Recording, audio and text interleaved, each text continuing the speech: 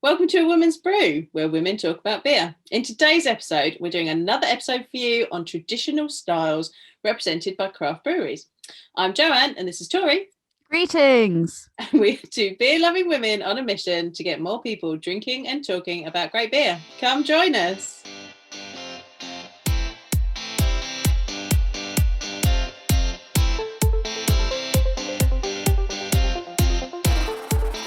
I enjoy hitting you with the different intros.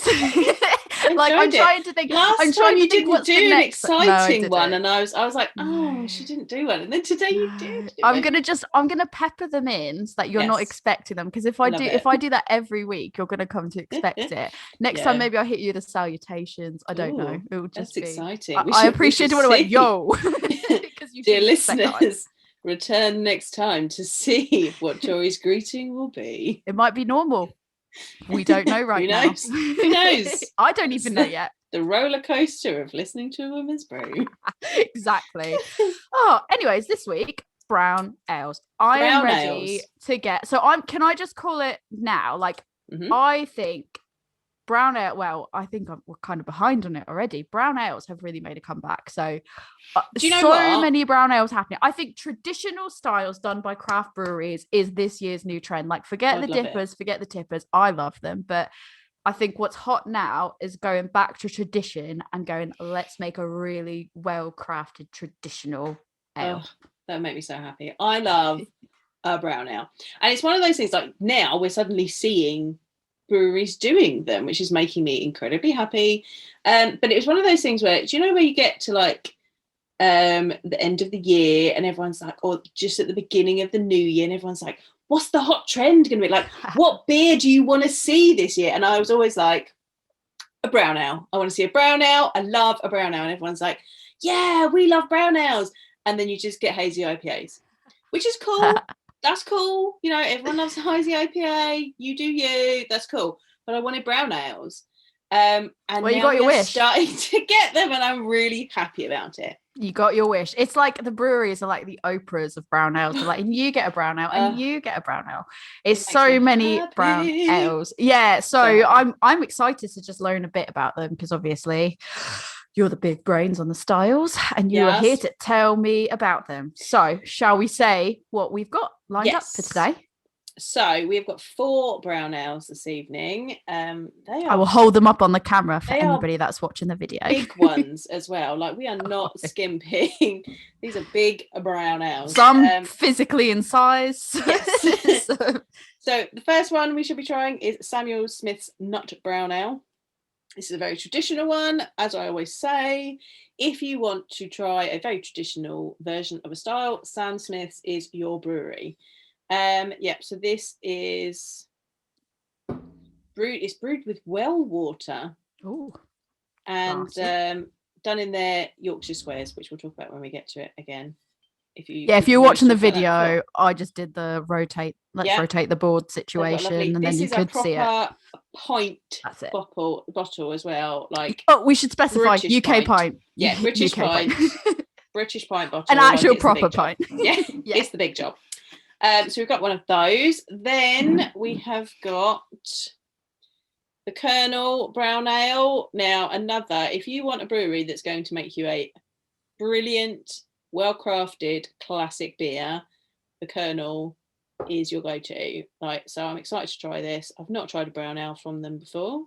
No, and that's it, as we've spoken about them before, in the sense of how they always make such quality beers, not even just traditional styles, just overall, they make such quality beers in general, but they're always the ones that we never make an effort to buy because of the fact that we are magpies with labels. So that's the one that always gets the boot out of the basket when we're trying to cut down. But we made an effort this time to make they've got these really clean, just brown paper labels, which is very artistically lovely, but does not catch when my you're eye. A magpie like us. Does not catch my eye. I want, like you always say, unicorn rainbow farts. Yeah, that's what I want. Yeah, exactly. And that's it. It's like this one, we did make an extra effort to get it. And to be fair, I feel like, you know how we always say, you don't know by looking at them what you're kind of going, what you're kind of going to get in there. I kind of feel like this style though goes with the brown ale. Yeah, it does. And this one says it's hopped with Mandarina Bavera, which is interesting because I wouldn't say that is a traditional hop to use in a brown ale. So we'll see how that comes out. So those are English brown ales. There are also American brown ales. And we have luckily picked up the Elusive Brewing Mechanism, which is an American brown ale. So that's going to be exciting. We'll talk about what the difference between the English and the American ones are shortly. And then we have got an actual American brown ale from Licking Hole Creek Brewery, but this is a blueberry French toast imperial brown ale. So it's a little bit different, a little bit of a twist because it's got fruit in it.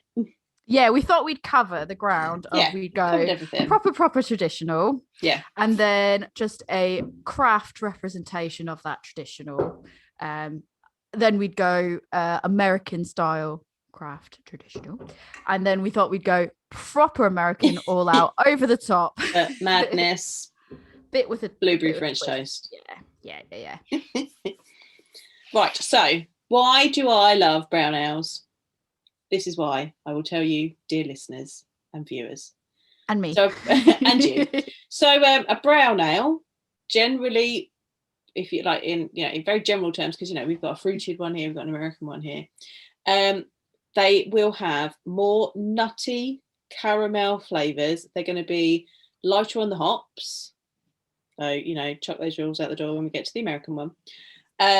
So they are a malt forward beer, and you are looking for caramel, nutty, toffee, maybe slightly fruity flavours and aromas.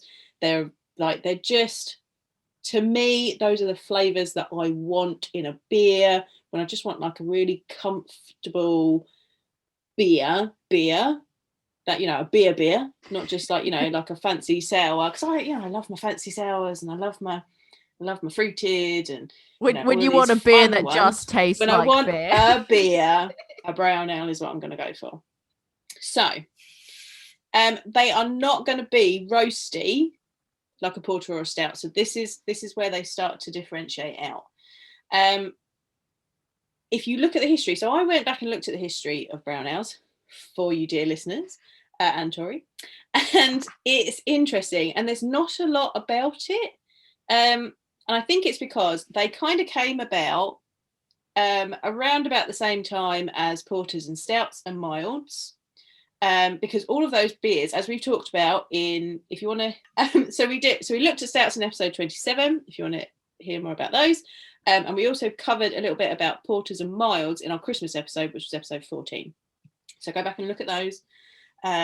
Or let us know if you want us to go do more of a deep dive into porters and milds. Yeah, I was going to say the stouts. We have the stouts, but porters and milds we haven't. We can do a deep dive into those because that'll make me happy too. Because yay, dark beers. You'll take joy in that. I would take all the dark beers, bring them. You're going to be sending like fake emails to the account going, I'd really like if you guys did that, please, thank you. Right, and I'll be like, look, we got an email saying let's do that for We've got porters. so many. Look, Joe Blogs, John Doe. Anyway, we digress as usual. It's thought that these came about at this time. So the beers at that time were darker and brown because the malt that they could create at the time, this is pre Daniel Wheeler's invention of the drum roaster, where you could get a more even colour, and maltsters could then regulate the temperature and the length of time that the temperature was on those grains to get the varieties of colours that we understand today. So you ended up with a lot of kind of brown, maybe slightly smoky, depending on how they were malted, malt. So it's brown malt, you end up with brown beer. But as those innovations in malting happened, brown ale was separated from your ports and stouts because those beers used roasted barley in them to get those lovely roasty flavours. A brown ale was an ale that didn't use those because it doesn't have or shouldn't have those roasty flavours. You want your more caramel nuttiness from them. And because it is less roasty, it's also slightly sweeter. So they were known as the sweeter beers that people were enjoying at the time. But then, as this regulation of malts came into play, more pale beers started to come in, and people really liked the pale beers. We ended up with pale ale and India pale ale. So the pale beers almost killed off brown ale, and it was almost completely gone up until the beginning of the 20th century. So it was then revived. Now, there are differing stories about how it was revived. I feel this is like your regular thing when you're really digging into beer history. You'll read one story and you'll be like, oh, that's how that happened. And then you read another story and you're like, oh, but they think it was that. So always take all of this with a pinch of salt. If you really want to have a deep dive, like go do your own research. But these are the things that I've read about brown ale, so we can start your journey into beer history for you. So some people think that it was saved by either Mann's brown ale, which was brewed in East London in about 19... I was thinking like some guy's brown ale, like just Mann's brown ale. Like MANN, Mann's brown ale, which was brewed in the East End by Mann's Brewery, east of London, and that was about 1902. Or the more famous one, I think, I'd not heard of Mann's until I was looking it up. The more famous one is the Newcastle Brewery brewed Newcastle Brown in 1927, and they were in the north.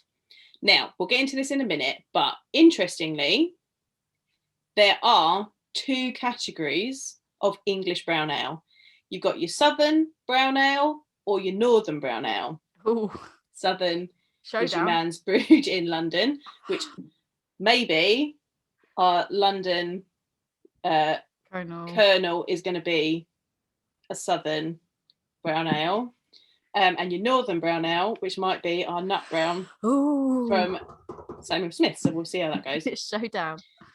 There's also, the name has changed over time as well. A southern brown ale can also be referred to as a London brown ale, and a northern brown ale can be referred to as a northern English brown ale. Not entirely different, but so creative on their names there. I guess if they just say northern, they're like, well, how far north? But it depends on where you look as to what they were called, but there were subtle differences. So a northern brown ale is usually stronger, less sweet, more bitter, and is a red amber brown. A London or southern brown ale is lower in ABV, sweeter, has a lower IBU, so is less bitter, and is dark brown in colour. So it's very subtle differences. So right there, though, from the ABV, Samuel Smith is 5% and the Colonel is 5.6. So they're not that different, really. So the Colonel's actually higher. Only a little bit, not too much, but so that'd be interesting to see. We might have to compare colours and flavours, and we'll see how we go. Because it may not be. I don't think it's that cut and dry, but those are your potential differences in the English ale. And then, of course, you get your American brown ale. What do we know about American beers, everybody? They're higher in ABV and they're hoppier. Yeah. Always. Well, sometimes I suppose they can play with that, but it depends on what you want. This one generally same. Oh yeah, same. I bet it's hoppier though. Impy is a lot. Yeah, because that's an imperial. Yeah, I mean, but generally, the American versions of anything is higher ABV, higher hops. That was started to be brewed in America in the 1980s by home brewers. They took liberties with the recipe, added more hops, bumped up the ABV. It's always always hoppier. Always away. Always hoppier. Always away. And it is thought that the American brown ale was first developed in Texas. Oh, interesting. California has something to say about that. But generally, it's thought that Texas was the first to develop the brown ale in America. And they have made the hoppiest versions. Oh. But a general brown ale is more balanced. So it's still hoppier than the English one, but it is more balanced than the hoppy Texas brown ale. I don't think I've had Texas brown ale. I'd quite like to try one. I don't think I've had any brown ale in the US. Oh, really? I have. I've definitely had brown ale. I think I've had more brown ale in the US than I have over here.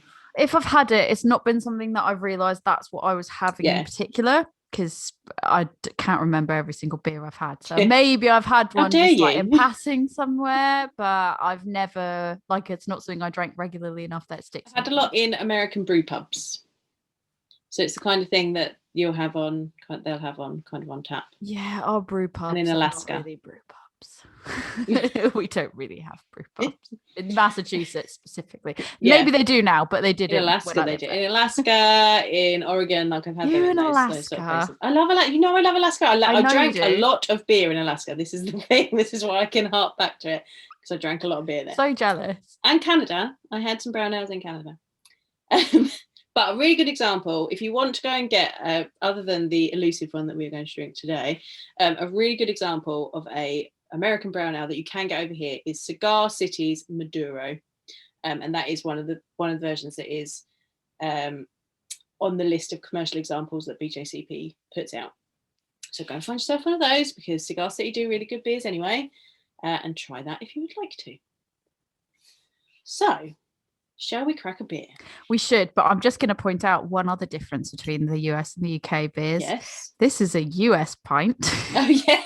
And this is a sad, this is a sad US pint and a proper pint. This is like, those of us in the US didn't know what we were missing until we came over here and got pints. Like, look at that difference. I mean, it's 550 mil versus, what is it, like 473 mil or something. I don't even think it says on here. No, it doesn't. It's just. But it is. I think it's about 4.7. Yeah. Something or other. So for our listeners, this the can is 440 versus an American. Yeah. Yeah. If you're watching the video, I've just held them up.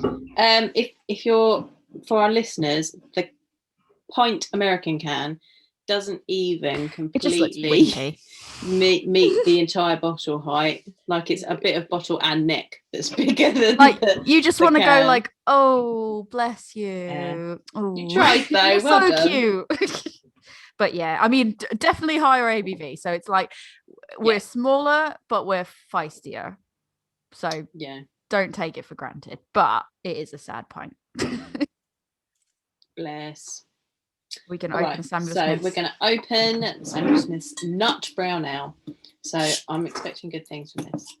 I love the way that on mine, I always manage with the Samuel Smiths. I always manage to let the bottle cap hang off. I don't like to take it off completely because it just, I don't know, it feels more. It's got a, for those that are listening, it's got a foil around the top of the neck and over the crown cap. Ooh, that's a lovely colour. It is, isn't it? So and my glass is clean. I thought it was going to be filth. It is a lovely red amber colour, and it's quite nice and clear. It's got streaming bubbles in it, so it does go with our Northern Brown Ale. Should be red amber. It's got a nice creamy kind of yellow cream head. Yeah, would agree on that. Definitely getting nutty. I'm getting nutty, but I'm also kind of getting a bit like a bit fruity. Mm-hmm. Like as in like the raisin dried fruits. Fruit. Yeah dried fruits. That will be coming. So this will have been brewed with English ale yeast, and so that gives off fruity esters.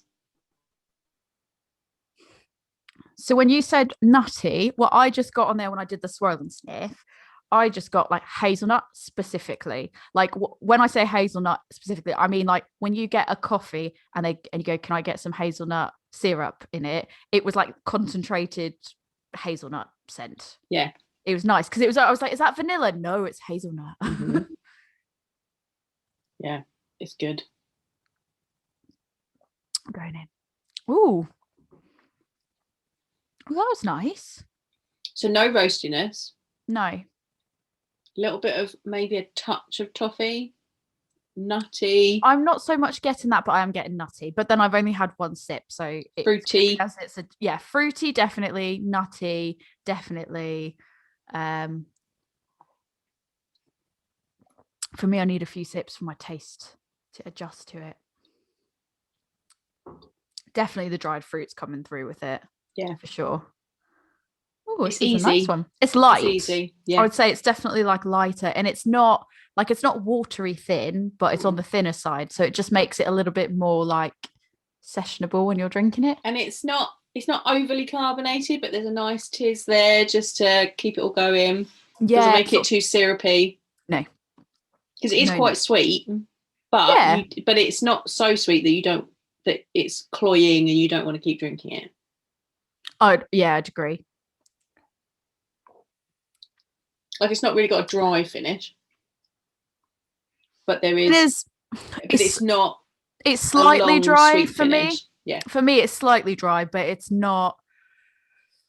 It's not as dry as some other ones. Like, I wouldn't necessarily like ones that I describe as dry are more full on dry than this. This has like the dryness element to it, but then sometimes it's a bit difficult to tell when it's like the carbonation and when it's just properly dry, if you know what I mean. Yeah. Because I think because the carbonation comes in right towards the back of this, it's kind of like has that dryness quality to it. Yeah. Yeah, definitely. So if you haven't listened to our stouts episode, we did a Samuel Smith on that one. We did indeed. And they ferment their beer in stone Yorkshire squares. So those are basically stone open-topped fermentation vessels. And rather than it being shut in, there's no lid on it, and it just ferments freely, which gives it. It allows for the for a bit of dryness, it says on here, and with the rich nutty colour and palette of beech nuts, almonds, and walnuts. Oh, but I don't think I've ever had a beech nut. What's a beech nut? I can't even picture a beech nut.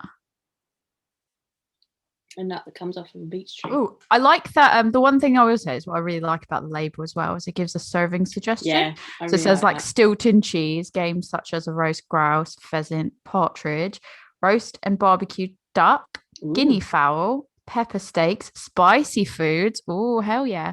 Teriyaki, Thai food, Malaysian and Chinese food, and biryani. Yeah, so that sweetness is going to pair quite nicely with those flavors. I wonder if that, like, do you think that's across the board on it, or that specific type of brown ale that they're going for? I think when we try the kernel, it'd be interesting to see if that is less sweet or more sweet, and whether it's got more bitterness in it, and whether that will make the difference to that. Fair. Oh, I'm just kind of gutted I didn't read the label first, because now I'm kind of like, I wish I had something like spicy or teriyaki to eat with it. I don't think I would pair the blueberry French toast one. Yeah, probably not that one. Those things. That's pudding. That one's probably going to be a hard pass. Yeah. I've been looking forward to that one, but we'll get to that one when we get to that one. Yes. Should we crack open the kernel and see how it compares? Because I've just down that. I know that I was sipping away that really quickly. It was an easy drinker.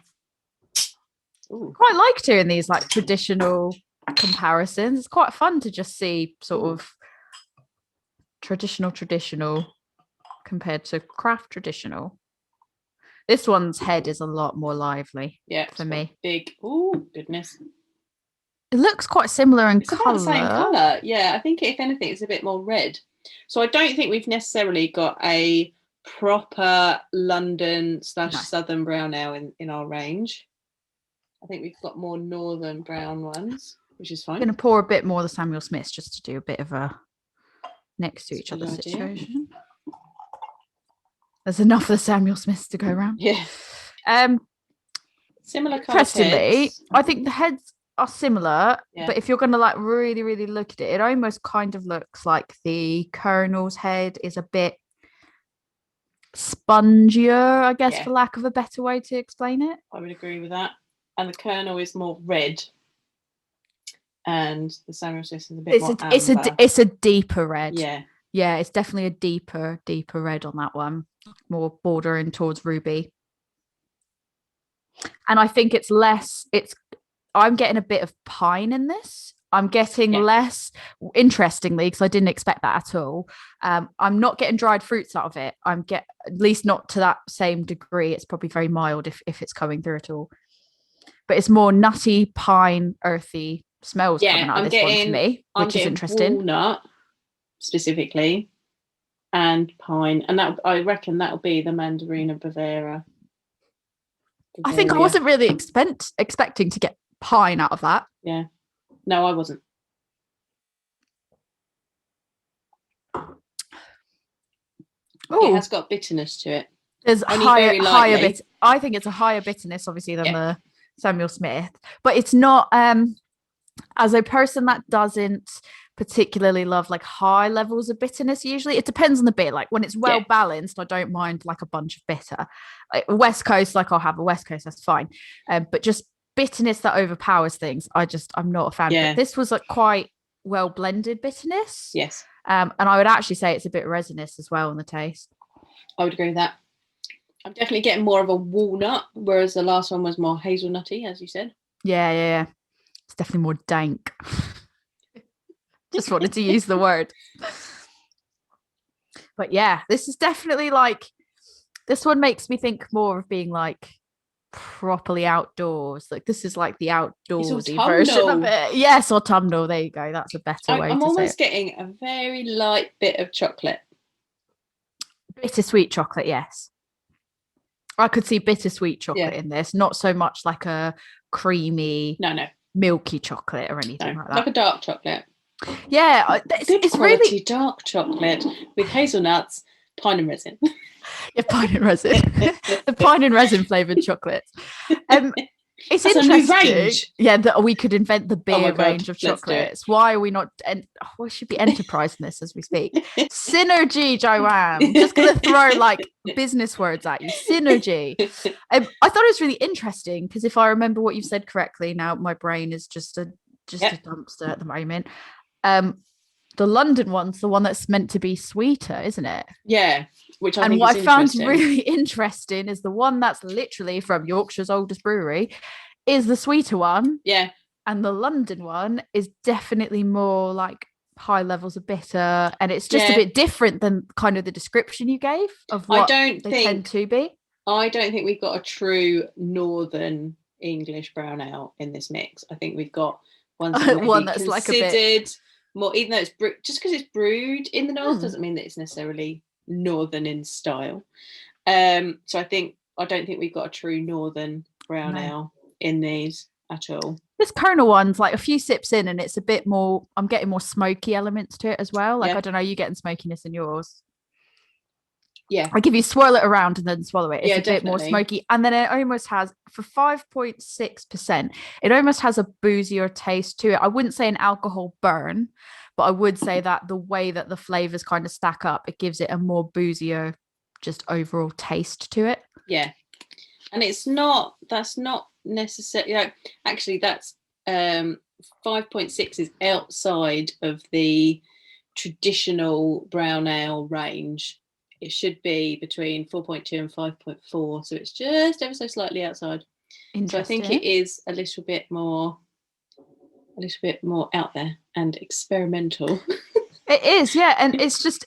But to be fair, and I mean, as we said at the start, kind of we've always not avoided buying kernels. We didn't actively avoid it. It's just you put it in your basket. I've definitely got more kernel in the fridge downstairs. Yeah. It's you put it in your basket, and then you go, oh, I can only take 3 out of these 20 beers. Yeah. So let's kick some out. And the kernel always seems to be, like we said many times before, those that were magpies, those ones seem to be the ones that just go first. Not first, but up there. Yeah. And I think this is one that I feel like the label and the taste do actually complement, even though it sounds silly because it's just a plain ass brown label. And so you think that's like, yeah, that doesn't express a lot, does it? And it's like, actually, if you drink this, and I know this is the same for all of their beers, so it's not like they've gone, this is specifically for the brown. No. But it matches the brown ale really well. And I'm like, actually, yeah, that's quite a nice pairing there. Yeah, I like it. I like both of those. They are delicious to me. That is the kind of beer. Like, if you want to make me happy, get me a brown ale. or something with raspberry in. Or anything. Or get me a raspberry brown ale. And I'll be happy. I'll be super happy. Has anyone done a raspberry brown ale? So I'm currently wearing my One Winged Angel t-shirt from Brew Tilliers. That wasn't a brown ale. It was a brown stout. It was a raspberry brown stout. But that was my beer of the year last year. It was delicious. I really liked just the artwork for it in general. I just thought it was really nice. Yeah, it was good. I liked it. I think I've got, also from the Kernel in the fridge, an export brown raspberry ale. A raspberry brown ale. Export raspberry brown ale. One of them. I know they've done an export stout, and I think their export stout is quite good. I've got that in the fridge because raspberry. You could do it. You could do a raspberry brown ale. Yeah. I think you should try it. Next on the list. I mean, I've got my raspberry, my brown ale is brewing downstairs right now that I brewed for the big brew. Oh yeah, I forgot you did that. Mm-hmm. That's going to be a hazelnut one. So. Oh, I love hazelnut, so I'm all aboard that. I think for me, out of these two so far, I prefer the Samuel Smiths, not because there was anything wrong with the kernel. No. It was quite experimental, quite interesting. I just found it less sessionable for me. Yes. Than that, because I don't mind pine and I don't mind, more resinous, dank type flavors. It's just that's not what I was expecting for a brown ale. So for me, it wasn't as sessionable as the Samuel Smiths. However, really interesting, and I definitely think people should try it if they haven't already, because it's definitely an interesting one to try. I think they are both delicious, and if you put either of those in front of me, I'd be super happy. But yeah, I like if you force me to say you could only have one, there can only be one. It would be only have one, Joe. It would be the Samuel Smiths, because it's a bit more caramelly. Yeah. I think it's the dried fruits for me that gives it that like sweetness. It's like, I love sweet. I'd be interested to know what strain of yeast Kernel used for theirs, because you're not getting those fruity esters. So whether they may not have used like an English ale yeast for it. But that's anybody knows. If anyone happens to know what yeast Kernel is, or you can find out, let us know. They totally did, Joanne. Be quiet. Like, Joanne, shut your mouth. Don't you speak about Kernel like that. Right, next one. Are you ready to move on to the next one? Yeah, let's move on to the American Brown Ale. Yay! I'm excited about this one. Yeah. So this one's the elusive one. And for anybody, I'm a bit of a comic book geek. I used to read not so much superhero comics, because that's not necessarily my thing. I'm more independent comics. When I lived in the US, I worked at a comic and music shop, so I was able to buy comics so much cheaper, which was great. So but the artwork on this, so Elusive always does their 8-bit stuff, and I'll hold it up to the camera so you can see it. You can see it's a bunch of video game cabinets, like old school video game arcades. And the artwork on it reminds me of this comic called Why the Last Man. And the artwork's very like dark and very, very similar style to this. And I absolutely love this label. So I was like, yeah, I'm getting that no matter what. Like, I don't care what style of beer it is. Like, I just want the label on that. And then when I found out it was an American Brown, I was like, Joe, you'll want this as well. So I'm excited to see what it tastes like. So an American Brown Ale, as I said, will be more hoppy, but it might have chocolate and caramel flavors. It may have that nuttiness, some toastiness. It may also have some citrusy, fruity, or tropical flavor, depending on which hops they've used. It does say on the back of this can they have used Enigma from Australia and Simcoe from the US West Coast to add depth of flavor and aroma atop the toasty malt base. So that's interesting. The colour is the same as the massive. Others. Yeah, massive head. Same colour as the last two, actually. So you say that, but I would say for mine, for what I can see on mine, it's a bit more like lighter, murkier. Is that? Oh, mine's not. Yeah, I mean, yeah. It's not murky, but what I mean is the fact of like you get the colours, but the highlights don't come through as clear as they did in the others. Like it's a bit more faded in colour. Not in a bad way, like not like you look at it and you go, oh, it looks really murky, but just in the sense of the coloration is a bit darker, but where the light comes through, it's a similar colour. I don't know if I just did even a decent job explaining that, because I feel like that was a really shit way to explain it, but I tried. And I did have at their tap room, when the tap rooms first opened for that weekend, I did have, I think it's called Sonic. And that was a brown ale. That was on tap. It was really good. It was really, really nice. So I'm getting a little bit of caramel, but also some like floral fruit. I'm getting floral, fruity, slightly piney, and a bit of nutty, slightly earthy. Yeah, and a little bit of nut. Yeah, I'd agree. Right, and the head looks more, again, similar to the kernel. It's definitely more of like a spongy. Right, I'm going in.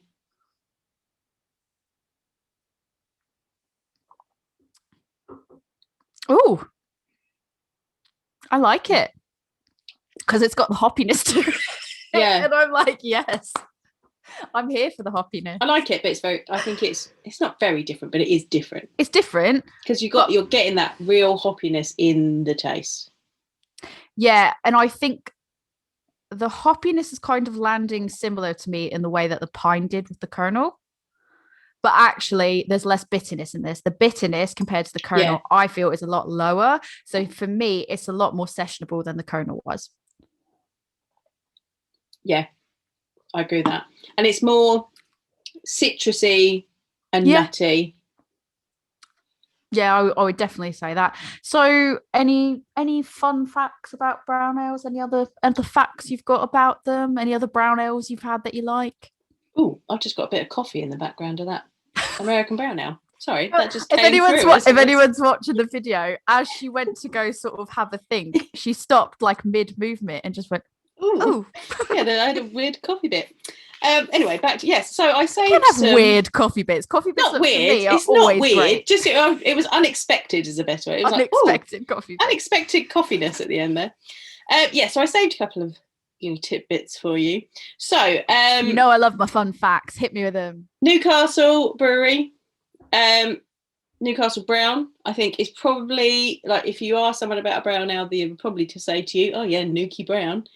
That's probably one of the most famous. I've got a question. Is that the one that's in the clear bottles in the supermarket? Yes. I'll get to that. Okay, sorry. I'm sorry, didn't mean to preempt. No, it's fine. So that was brewed first in 1927. The brewer's name was Lieutenant Colonel James Herbert Porter. And when he brewed Newcastle Brown for the first time in 1927, he actually thought it was a failure because he was trying to brew a beer like Bass Pale Ale. That is so. This is the best fun fact. Isn't that the best one? Yeah, I like that fun fact. That's a good one. A good one. But what? I've got so many additional questions. He thought he was brewing a pale ale. He instead brewed a brown ale, and now it's one of the most famous brown ales probably out there. So obviously he was like, don't judge book by its cover. Let's still try it out, which is a lesson to everybody that's trying home brewing. Even if it looks like crap, try it anyways, because you could be the if it tastes all right, like, unless you are putting it into a competition and they're going to judge it to a particular style guideline, if it tastes good, go with it. Let it ride. Good beer is good beer. Like, end of the day, if it makes you happy, drink it. So as Tori said, nowadays when you see Newcastle Brown, it is in clear glass bottles. Yeah, that really irks me. I just don't like it. So it has a blue star on its label, and the blue star actually represented the 5 breweries that were in Newcastle at the time. It is in these. We're going to go back to these clear glass bottles now. I don't know if we've spoken about this before on the podcast, but you shouldn't really store your beers in clear glass bottles. It doesn't afford any protection to the beer against sunlight. And one off flavour that you can get in beer is when it is light struck, or it's called skunked. When so it's if there's hop particles in your beer are volatile, and when those rays hit those, they turn them, and there's like a chemical reaction, and you get this skunky smell off of your beer. Now, I've had it happen to me. I came up. This is my little studio where I take my geeky beer pictures. And I came up here. I poured a lovely tropical pale ale. It's like coming out of the can. You were getting mango and pineapple and all that loveliness. I was like, oh, this is going to be great. Took my picture. It's a lovely sunny day. Literally walked outside to go and sit down. And by the time I'd sat down, that smell was gone, and it smelled skunky. Oh, and no. I was like, oh. And it can happen in, minutes, seconds. It's very, very quick. We need to have like a "it can happen to you" poster. Can happen to you. Don't be fooled. It can happen to you. Now, so this is why a brown bottle, as I'm showing here, which Samuel Smith's and the Colonel are in, or even better, a can, which no light can penetrate at all, are the best to store your beers in. Green bottles are okay. They afford some protection, but a clear glass bottle will afford absolutely no protection at all, and your beer can be skunked very quickly. Now, there are a few very famous macro brands that are sold in clear glass bottles.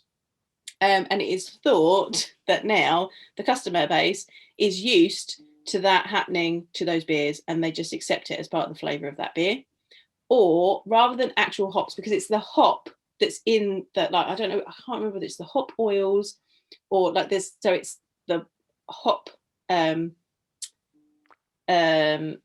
what's the word I'm looking for?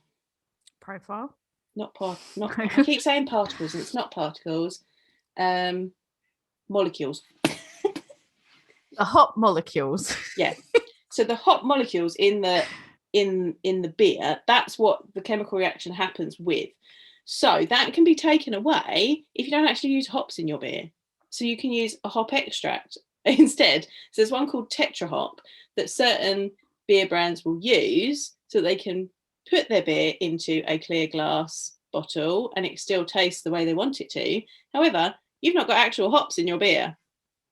Do with that what you will. Can you tell us which beer it is? I don't know exactly which one it is. We're Googling that after.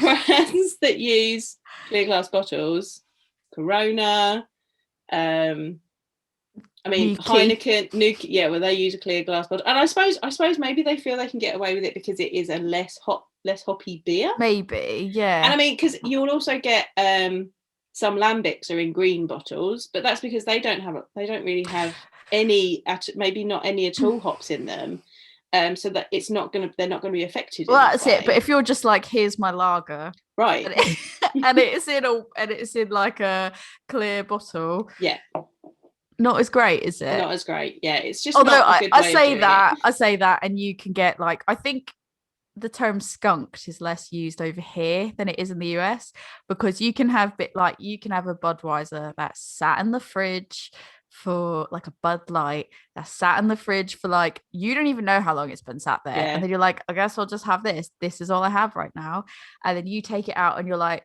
skunked. And I think that's good, but I think we always used it in the phrase of like, you've taken it out of the fridge, put it in the fridge, taking it out of the fridge, put it in the fridge, and then you go and drink it and you're like, oh, this is minging, it's skunked. No, and it's like, no, it's probably just because it just wasn't a good beer. That's probably just staled. Yeah, no, that's how like we would use the phrase, is like, it's skunked, it's gone off. So it's really interesting to hear that you're like, no, that's like skunking is a thing, and it smells like skunk. And if people are like, what does skunk smell like? It can smell like marijuana. It can smell like freshly brewed coffee. Some people find that but not in the good way. Oh, like when it's burnt and you're like, no, not even when it's burnt. Like, it's like that. I suppose it's like when it's still, you're getting like that slight vegetableness to it. I don't know if you may have never smelt that. No. There is some when freshly brewed coffee, and I think it depends on how you pick it up, because as we know, everyone picks aromas and flavors in a different way. Some people say it's like freshly brewed coffee. Some people say it's like marijuana. Some people say skunked. It's just not nice.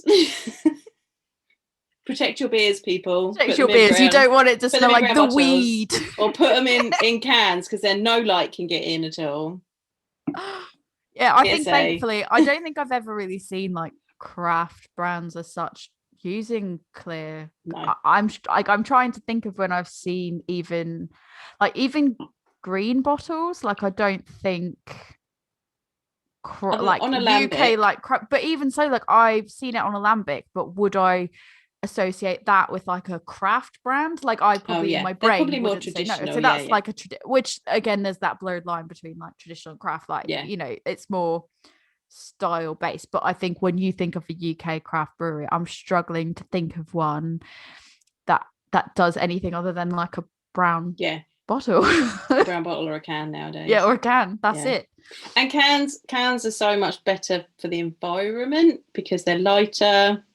And they're easier to get labels off. Yeah. Way more important, you can just peel the label off.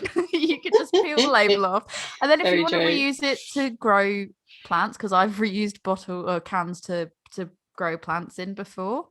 And made candles out of them. Yeah. Recycle. But first and foremost, let me take the label off. Because that's the most important piece. But speaking of cans, the one thing that I will say, neighbours to Elusive, which will be no surprise to everybody that I'm saying this, if you've got the bets on me, take a drink. So Siren granola coaster. So they more recently over the last few months, they've done like a series. So you've got granola coaster, which is their granola brown ale. If you watch the video, I've just got it up. It's a nice little label. That's a 6.5% granola brown ale. So that was like the original one that they did. And then they've come out with some additions since that original one. And those additions are, you've got the coconut and almond granola brown ale, and that's a 6.5%. Just holding that up to the camera if anybody's watching the video. And then you've also got a cacao and orange, which is a granola brown ale, so that's 6.5% as well. So this one, the cacao and orange granola coaster, that one I've bought as a novelty. I was going to say, because you don't really like chocolate orange. And you're not a massive fan of, depending on how they've put the cacao nibs in, you're not a massive fan of that either. It depends on the usage of it. Like if the cacao is the only taste, depending on how it lands, don't really love it. Yeah. And chocolate orange, I mean, that was a very diplomatic way of you to phrase that. I effing hate chocolate orange. F you, Terry's chocolate orange. Don't like you. I'm holding my hands together so I don't make rude gestures. I just don't like a Terry's chocolate orange. That's how Tori feels about chocolate orange. Don't like it. Everyone's like, how can you, like, this is going to be divisive. I'm going to get hate mail. Don't care. I mean, I don't hate it. It's not my favourite. I prefer a white chocolate orange. I hate it. I am like team chocolate mint. Team chocolate mint. Oh no. See, I don't like chocolate mint. Yeah. I just don't like chocolate. I'm out here on my own with chocolate raspberry. You're like, can I have chocolate fruits, please? Yeah. You're like the healthy option. Yeah. I'm like, chocolate orange, no. Like, or chocolate caramel. Mint all the way. Yeah, just no. There was that one that I got, and I got another Siren chocolate orange one recently. I don't even remember. Oh no, it wasn't a Siren one. It was something else that was chocolate orange, and I got it. And I was like, was it a top rope one? Yes, it was the top rope. It was the top rope Stone Cold Cream Austin. Yeah. Everyone knows how I feel about an ice cream pail. I was like, I'm getting an order from Top Rope anyways. I'm going to get this chocolate orange. And I was like, I hate chocolate orange. But I'm going to get it because I want to know what it tastes like. And I'm not going to slate them for it because I know that it's not my style and I've not had it yet. And I bet it's going to be amazing if you love chocolate orange. Yeah. I'm just hoping that the flavors blend in a slightly different way. So watch this space. We'll see how I feel about them next time we record. Hopefully I'll come back and I'll tell you how I felt. It was amazing. But I thought I'd just share that because I thought that series that Siren did was quite interesting where they were like, I think we've done really that and now we've done variations of it, so it will just be I like how they do that. They do series of different ones, like they take the same base beer and then do different variants. Like they've done it with Broken Dream. I love the Broken Dream series. The Broken Dream ones are good. I've sent you some of the Broken Dream varied ones, and then I also like how they do like the nitro versus normal. They haven't done like a nitro brown, or else I get that as well, but I just thought it was quite interesting. It would mute the nutty and it does tend to be fair, the nitro piece. It's got to be it's got to be executed in a particular way, like the Caribbean chocolate cake. That like really got it. I think with something like this, it would mute it. But I'm really particularly interested in the coconut and almond one. Because that to me, I'm like, yes. I found myself drinking more coconut beers, but coconut isn't a favourite of mine and almond's not a favourite of mine, so... Oh, happy for any nuts. I don't discriminate on the nuts. Coconut, give me your Sabro, give me your actual coconut pieces in there, like happy for it all. So that to me is like, yes, you can. I'll send you all the chocolate orange and I'll take all the coconut. Perfect.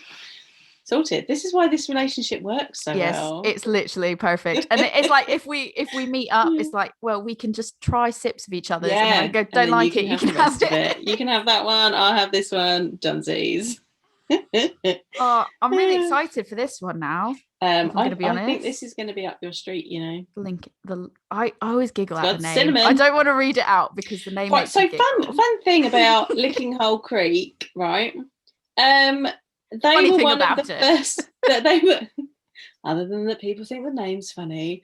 It's a brewery in America, and it was one of the first beer accounts I think I followed on Instagram when I first started getting into beer. That is a fun fact. Like even before I started a Woman's Brew account, just on like my first ever Instagram, you know, that one that you start when you first get into Instagram, and then you realize that actually you need to diversify into whatever your passion is. So then now you probably delete all the old posts. No, mine is still sat there, right? So mine's still sat there with like my original account with whatever it had on it, and like that's still just sat there. And sometimes I pop back and put things on it, but I really don't ever. Like it's still use my original. I don't really use it, but not that much because I've had to go private with it. But Licking Hole Creek was one of the first beer accounts I ever followed on Instagram because they were building their brewery and they were documenting it on Instagram. And I was like, brilliant. This is so interesting. Like, I'm never going to be able to get their beers, but it's really interesting. And then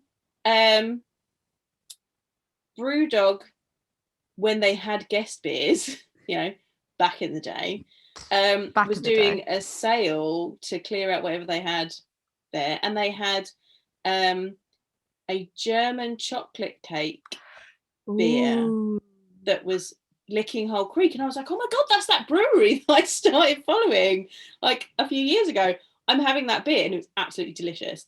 And then our favorite Trembling Madness got several of their beers in not that long ago, and I was just like, I am buying all of them. And then we did the brown when we were planning for the brown ale episode, we were like, yes, basket, put that in the basket, put that in there, happening. Brown ale, American brown ale, stick that in there, done. I like that it says brewed and bottled with love by Licking Hole Creek. But they make good beer. And the label gives me Greek goddess vibes. It is like beautiful.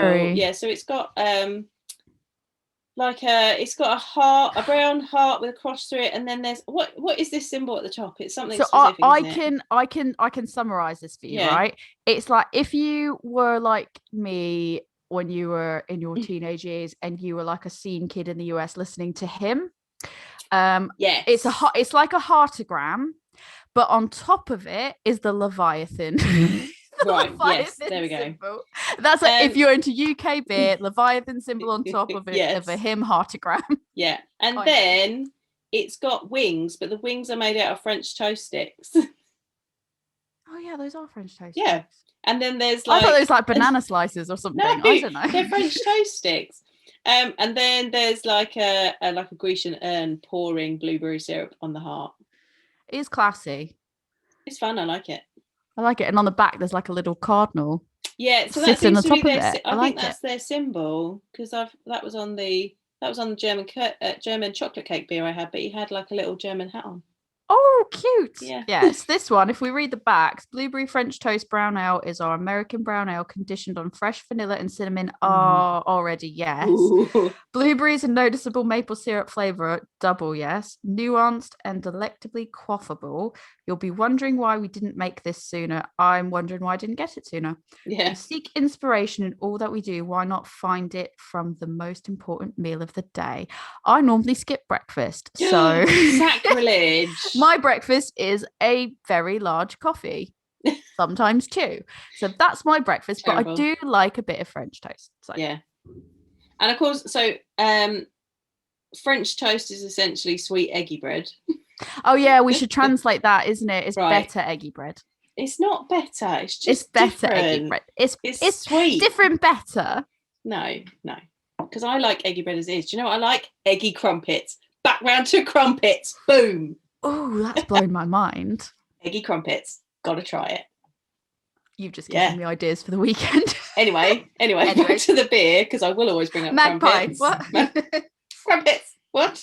Right, I'm excited to have my sad American pie. It reeks of blueberries. And when I say reeks, I mean like in the best way. Yeah. Do you know what? Oh, it smells like blueberry hubba bubba. It kind of does smell like blueberry Hubba Bubba. Again, the color is similar. Like, I'm surprised how colors. I am surprised that, like, color wise and then head wise, it is a nice, decent head, nice, like, beige-ish. It's about the same color as the kernel. I was going to say, it looks to me just fun. Yeah. Looking at it now, it looks very comparable to kernel. Ooh, blueberry. It's very blueberry on the nose, and I love blueberry. One of my favorites, strawberry and blueberry, my favorite fruits.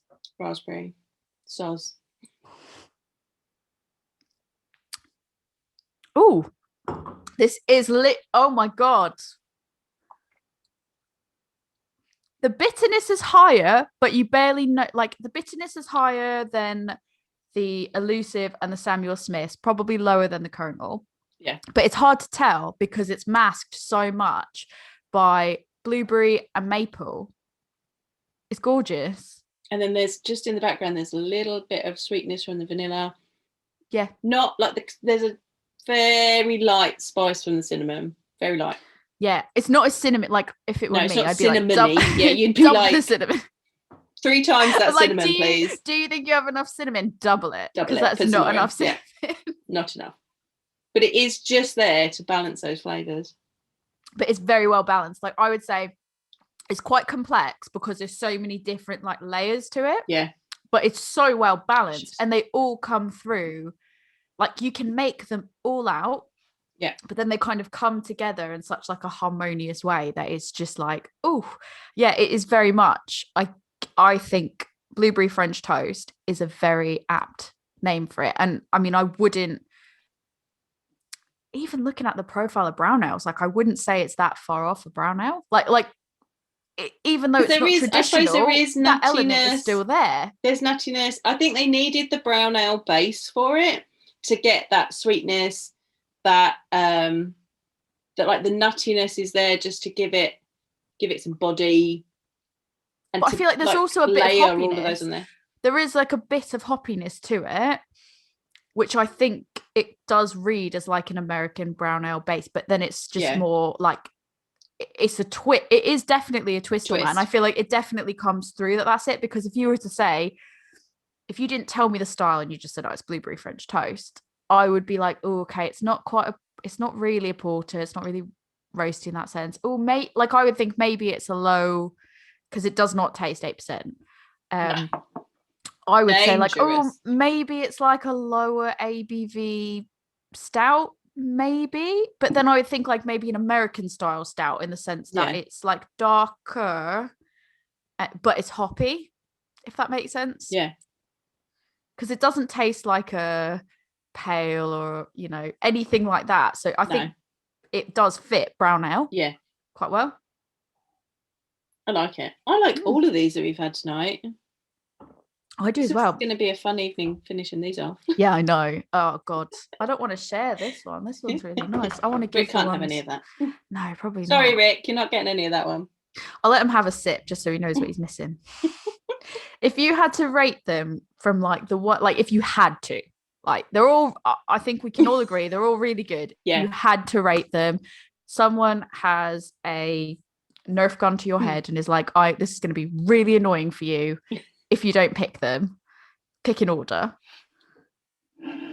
Blueberry French toast, Sam Smith's, Kernel, Elusive.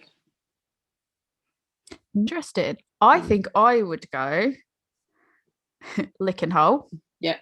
Then I'd go Elusive. Like saying it. Yeah, I could have said blueberry French toast, but Lick and Hole's way better. Then Elusive, then Sam Smith's, then the Kernel. And I think the Kernel for me is the lowest, only because it's very well crafted. Yeah. It's great. But the bitterness for me is just too high. It's too experimental. Like, compared to the others. Yeah, and I think, like, for me, the experimental nature of it, when I'm strictly in the setting of a brown ale, I mean, this is experimental, but I think the pine I wasn't expecting. The pine catches me off guard. I put the Kernel higher than the Elusive only because I really like the walnuttiness of this. I can't say the difference between the nuts. Like that. That's nutty. Need to let right. So do you know what? This is where you need to join Build Your Beer Vocabulary. Build your beer vocabulary. Do, which is my beer tasting course, where we build your beer vocabulary, and we do sensory experiments where we taste all these different things. So you taste a hazelnut next to multi beers, you taste a walnut, you taste an almond to calibrate your palate into remembering those flavors. Shameless plug. Join Build Your Beer Vocabulary, people, and I will help you differentiate between your hazelnuts and your walnuts. Thank you very much. To me, thank you for attending Joe's TED Talk. This is my TED Talk about the difference between hazelnuts and walnuts in beer. And thank you. Oh, I love that. I feel like that's good final thoughts, is like how we rate things. Any other final thoughts besides your TED Talk? Beside my TED Talk, come and buy my course. Yeah, definitely. Honestly, on a serious level, definitely check it out, because like I know that you do some stuff where it's like, you know, you get this fruit and you like really dig into that fruit, and then okay, how does that compare? Yeah, so and we do so for Hops Week, we look at citrus fruits and tropical fruits, and we don't just like you'll taste the fruit, you'll smell it, you'll do we do the peel. If you've got a pineapple, you smell the outside because that's woody. Like there's all different bits to it, and it's all about building those words in your head to equate to flavors and aromas that you can, and we can pick those up in food, and we already have words that go with those. In beer, you don't always, you go, that tastes like something, but what does it taste like? So by trying and smelling those things, you're then calibrating your brain to go, that is pineapple. That's pineapple in that beer. Exciting. Come join us. Yeah. The next course is very hands-on. Next course is until June, but come join us. Get hands-on in June. You've got lots of time now. You've got no excuses. Hands-on in June. Yeah. Final thoughts from you? I still love a brown ale. I'm glad that I got to share my love of brown ales with everybody. I hope you love brown ales too. If you don't, that's fine. DM me. You can send them to me. I'll give you my address. She'll send you all her dippers. And yeah, you can have all my dippers and tippers. We'll do a straight swap. No worries. I'm very happy that we're getting more brown ales and that we're getting more traditional ales, because I think that sometimes it gets forgotten that the styles that are very popular now are based on those traditional styles. Like we wouldn't have the styles we have now if those traditional styles hadn't come about, and then people had experimented with them. All up for experimenting, you know. Hello, blueberry French toast. I was going to say, I was literally just going to say, like, this is the perfect example of what you've just said, where it's like, this is so much, this is like relates to the dessert stouts, for example, but where did it come from? If someone hadn't have made, like, if, you know, if Lieutenant, I'm going to find his name now, Lieutenant Colonel James Herbert Porter hadn't messed up his Bass Pale Ale recipe, this wouldn't exist right now. So let's give a little bit of love to those traditional ones. You don't have to like them, but they are where your beers came from. So, you know. But also don't put them in a glass bottle. But don't put them in a clear glass bottle. We can pay homage. Let's not pay that much homage. Exactly. Final thoughts. I love brown ales. The end. That's good final thoughts. I think my final thoughts are licking holes, great. I'm digging it. And I have more of an appreciation for brown ales than maybe I had before. And I feel like I've definitely walked away learning a little bit from you. So thank you, Joanne. You're welcome. That's what I'm here to do. Brilliant. If anybody can reach out to you about your school, your beer school, or brown ale suggestions, where can they get you? Would like to talk to me about brown ales, and you would like to send me your brown ales because you don't want them, you can message me. I am a woman's brew. I'm on Facebook, Instagram, and Twitter.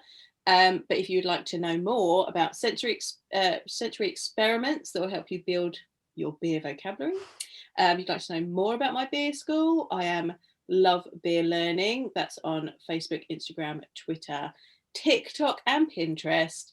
We are everywhere. Come and find us. Feel free to come and ask me your questions, and let me know what you want to learn about beer, because I'm open to doing videos and content about all of it. I also have a website, which is lovebeerlearning.co.uk. And you can see more information about the courses and such there. And we also have our email address, which is lovebeerlearning@gmail.com. We will pick up emails for the podcast there. So tell us what other styles you want us to do a deep dive into, and we will plan those episodes for you. Tori, if they want to ask you why you hate chocolate orange, where can they get hold of you? Well, first of all, Jo, I'm just going to say that if we get a lot of recommendations from for porters and mild episodes, and they're from Samuel Smiths at gmail.com, I'm going to know it's you. So real suggestions, people. If someone wants to, I don't know, hate on me for hating chocolate orange, I really hate chocolate orange. Or you want to just recommend me some more interesting licking hole beers that I can try, you can just find me on Instagram at adventures_in_optimism. That's it. Okay. Until next time. Cheers.